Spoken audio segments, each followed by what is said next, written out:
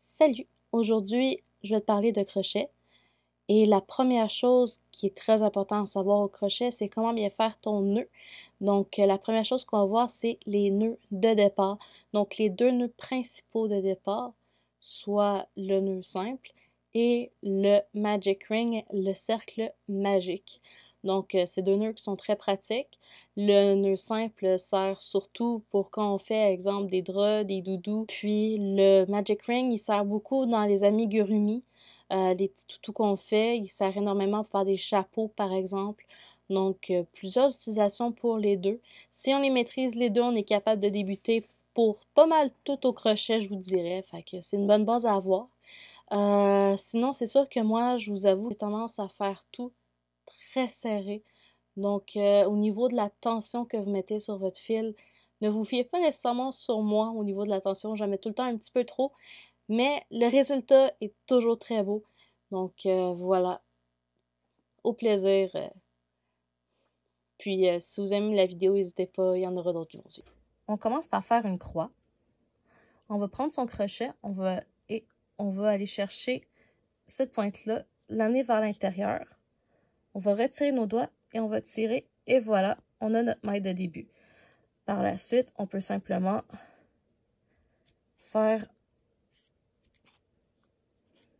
notre maille de base. Donc, on va faire plusieurs mailles. En anglais, on dit ça que c'est une chaîne. Donc, on chain ou on maille, dépendamment de si vous êtes français ou en anglais. L'anneau magique ou le magic ring, le cercle magique. Donc, on commence encore par faire la croix. Cette fois-ci, c'est très important de faire attention. Le plus long doit être par-dessus. Le plus petit bout doit être en dessous. Le premier qu'on a fait, c'est moins important. Mais pour l'anneau magique, c'est très important que le fil le plus long soit vraiment au-dessus. Donc, on commence par prendre notre crochet, on va le chercher en dessous le long. Ici, on le fait revenir.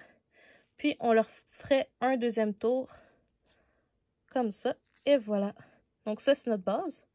Donc, là, par la suite, on va faire un simple crochet ou un crochet simple. Donc, on fait notre crochet simple. Pour la démonstration ici, je pogne dans mes mailles, vraiment désolée. 1. Je vais en faire 6 pour vous montrer l'effet que ça donne.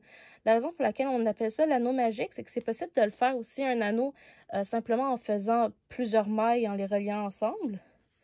La raison pour laquelle on utilise l'anneau magique, c'est parce que l'idée, c'est que ça fait un nœud coulant.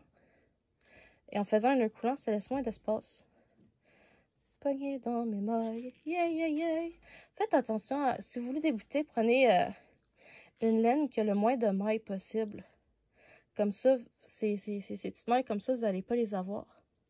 Ça va être plus facile pour vous si vous débutez. Et voilà. Donc ça, on va dire que ce sont mes mailles.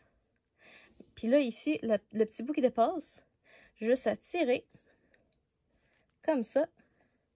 Et voilà, ça me fait mon petit cercle, mon petit anneau magique. Donc j'ai juste par la suite à faire un slip stitch, un SLST en anglais. Comme ça. Et voilà, ça fait un bel anneau.